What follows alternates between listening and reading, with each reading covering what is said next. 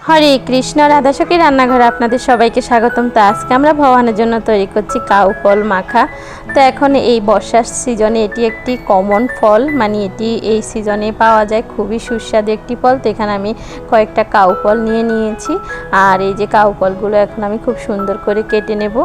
আর এই যে এই ফলটা কিন্তু বেশি একটা পাকেনি, হালকা পেকেছে, আর অনেকগুলোই আছে খুব ভালোভাবে পেকেছে। তো আমি এভাবে সবগুলো ফলই খুব সুন্দর করে কেটে নেব।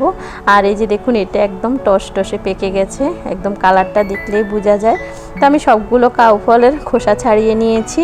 এবার আমি এখানে দুটো শুকনো মরিচকে পুড়িয়ে নিয়েছি, আর সাথে দিব একটু সামান্য পরিমাণের লবণ।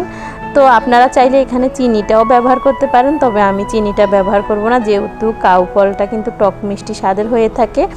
তো এবার আমি খুব ভালোভাবে মাখাবো, যত ভালোভাবে মাখানো হবে ততই খুব ভালো লাগবে। আপনারা হয়তোবা অনেকভাবে এই কাউ ফলটা মাখিয়ে থাকেন, হয়তোবা কেউ কেউ এটাতে লেবু পাতাও ব্যবহার করে, আপনারা চাইলে করতে পারেন। তবে এমনিতে কাউ ফলের একটি আলাদা সুন্দর একটি ফ্লেভার যেহেতু আছে, এই কারণে আমি কিন্তু এখানে কোনো প্রকার লেবু পাতা ব্যবহার করব না। তো এই যে মাখানো হয়ে গেছে, কত সুন্দর হয়েছে। তো এবার আমি এটি ভগবানকে অর্পণ করেছি, আর সবাই মিলে আস্বাদন করেছি।